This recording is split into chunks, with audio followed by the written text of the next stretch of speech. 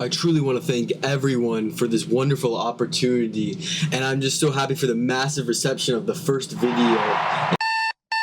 Well, I guess we all have to start from somewhere. But anyways, here's episode 2.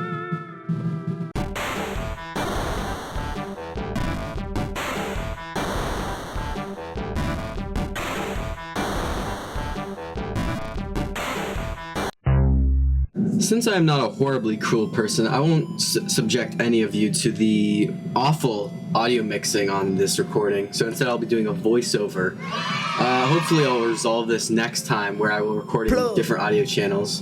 But anyways, right now, as you can see, I'm starting to explore the dark world, and look, there's a little shadow up there. Don't know what that is.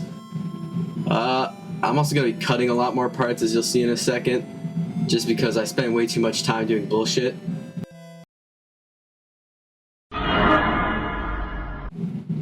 Did anybody else see that? But anyways, I'm gonna just try and make this a better video.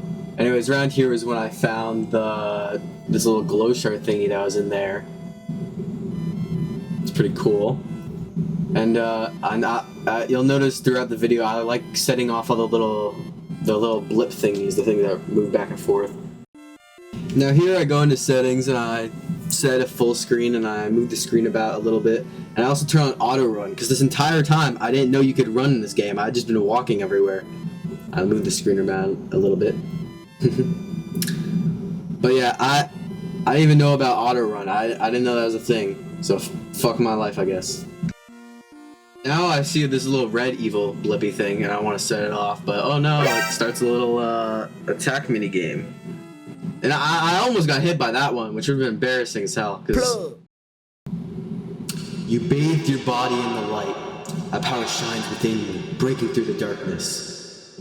Any pain you may have had melted away, HP fully restored. Well, now I gotta go over here and read this sign. In this land, only eyes blinded by the darkness can see the way. So somehow, even though I can see a puzzle right there, I don't connect the dots and I don't realize this is a hint for the puzzle and I'm supposed to turn all the eyes black. So instead I just spend like a good minute or two trying to figure out the puzzle. You guys are really lucky I'm editing this, because this would otherwise be a 40-minute unwatchable episode. But I guess I'm lucky too, so I actually get views. Anyways, I finally figured out the damn puzzle. Now after that, it's time to go explore a bit more, and I start bursting all these little bubble bushes. I don't actually know what they are. Just piles of bubbles. Ooh, and you see a little shadow right there run away. Wonder who that could be. Ooh. And time to win this one. Oh my god, it's Susie! I'm not going to be doing dialogue for this one, reading it out, because you guys can do that. And I'm assuming most of you have actually already seen the game. If this is your first, like, watching a playthrough or you haven't played the game, that's awesome, man, because I don't know why you chose me, but that's great. Leave a comment, I guess, or something. But yeah, I think from now on, in the other videos, I'll keep doing dialogue. But yeah, we finally found Susie, and now it's time to figure out where we are, and I don't know, get out, try and leave. And then for some reason I was taking way too slow, I guess, even though I'm sprinting. And look, we found Susie again. And oh, there's someone up there. Huh? I wonder who it could be. It's a mysterious shadow. And they're shooting at us. God, I love America. And this is when my first little bullet hell. And it takes me a little bit because I suck, I guess. We finally get through that, and now we go down the waterfall, and I think I'm safe. I think I'm fine. And then it's another bullet hell. I don't think I have any legal right to call this a bullet hell. It's like calling Legos Minecraft. It's nothing really. I like the color scheme of the dark world down here. It's cool. Now we find this little castle area, and Susie has no idea what it is, neither do I. And I spend a good minute or so checking every house, and it's all nothing really.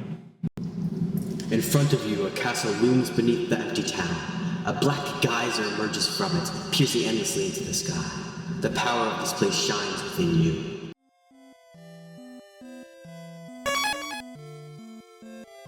Now, after saving, it's time to head inside the castle with Susie. I wonder who we'll meet. I've noticed Susie only asks the real questions, like, why is there a castle inside a supply closet? Why is this world pretty dark? But finally we meet the third character, I guess. And this guy, he doesn't get a text box, because why not? This guy's pretty cool, hooded figure. I speed this up, but this guy's the Prince of the Kingdom of Darkness, and we're heroes that will save him or whatever, blah blah blah, space and time, blah blah blah. Let's listen to his tale. Once upon a time, a legend was whispered among shadows. It was a legend of hope, of dreams. It was a legend of light, of dark. This is the legend of Deltarune.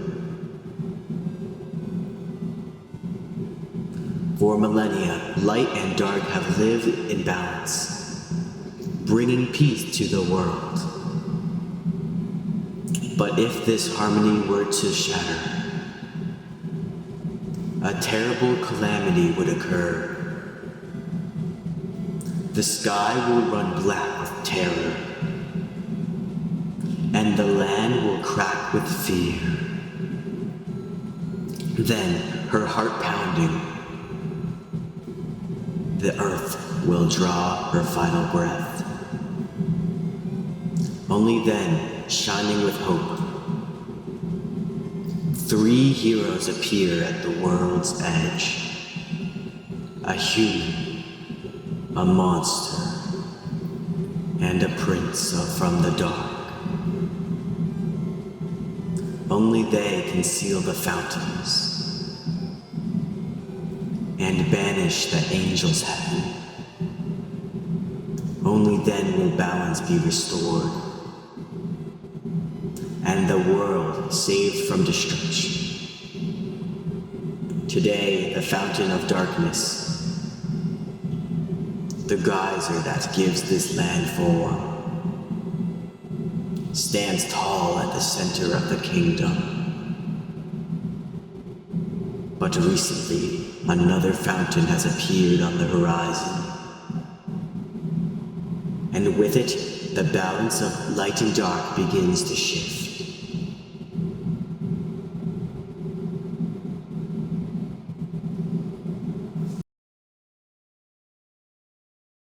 So the prince thanks us for listening to his story, and then Susie doesn't really care about any of this, so she decides she's gonna bounce. She says we can stay here though if we want because we're a nerd or lame or whatever. But she doesn't want any part of it. And then, yeah, so she's just gonna leave. And the prince...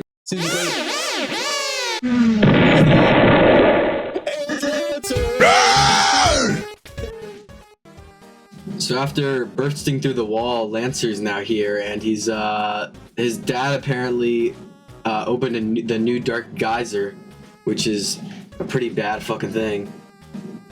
And he wants to drown the world in darkness or whatever. And he just told us we're gonna go east because that's how to get home. So now Susie's gonna go there, obviously.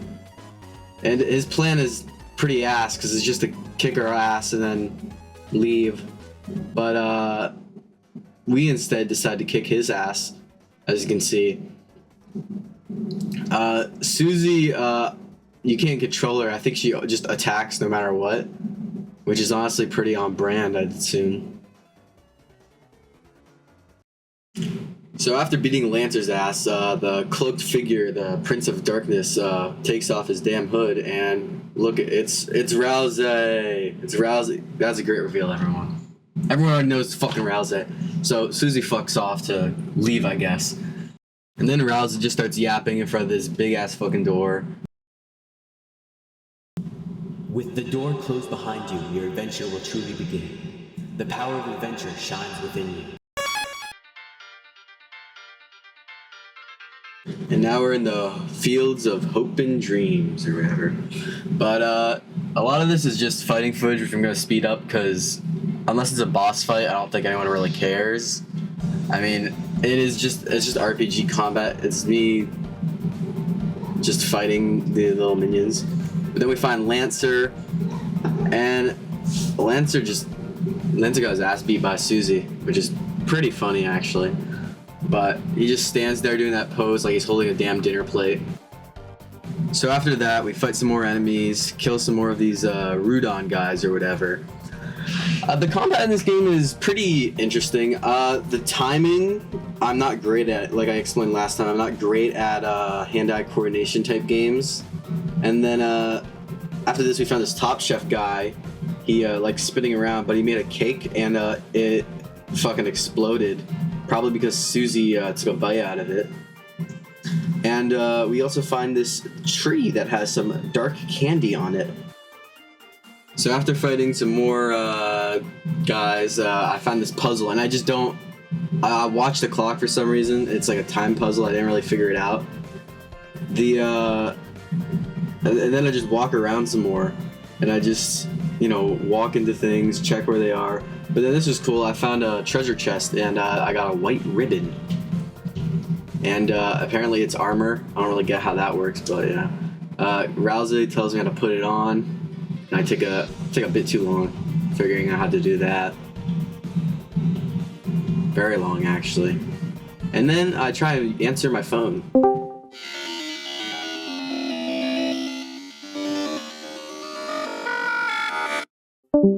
Yeah, so Chris's Android is broken as hell, so that's great, I guess. So no phone calls down in the dark world. But after checking my inventory some more, I equipped the white ribbon. I talked to these little puzzle guys.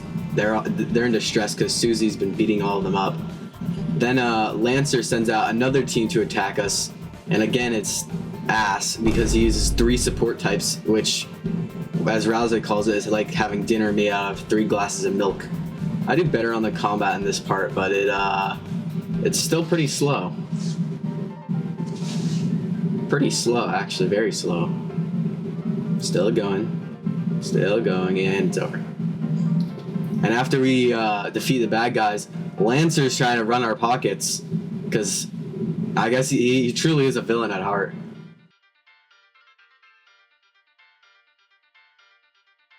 So after Lancer tries and takes our money, we find Susie unable to open a door, and she's pissed to see us. After talking to her about how she got this far without doing any puzzles, she finally agrees to join our party again, and now we can continue on in the dark world. And now I finally solved this puzzle, which I couldn't figure out before. It took me a little bit too long. That's something you're gonna keep noticing. I'm not great at puzzles, and it's kind of frightening almost how bad I am at them. I finally got on the second try, which is a bit too many tries, some would say. And then Rousey realizes that Susie missed the tutorial, so he decides, oh, let's beat up this tiny little dog thing, because why the hell not? Rousey hates dogs or something. So after killing that dog faster than any police department ever could dream of, we find this shady looking puzzle guy, and this is probably the longest part of the video that I had to cut, just because it's just me like going through this dialogue, and it's all pointless. It's barely nothing. It's just teaching the mechanics, really. You'll see here it's about to speed up like crazy. Yeah. Yeah. But it's just a bit of background information. Like there's this guy called Rolex Card or whatever, and he basically he put all the puzzle guys out of work. Like they used to make puzzles, but this guy took over, I guess, when the Dark King took over Lancer's dad. But they're pretty chill. They all rap, which is kind of funny. And I was rapping in the original audio, but since the music was so abhorrently loud, you can't even hear it. So that's lost to time forever. They all also have like different amounts of hats. Like the first guy is 0, then the second guy is 1, third guy is 2, the fourth one has 3.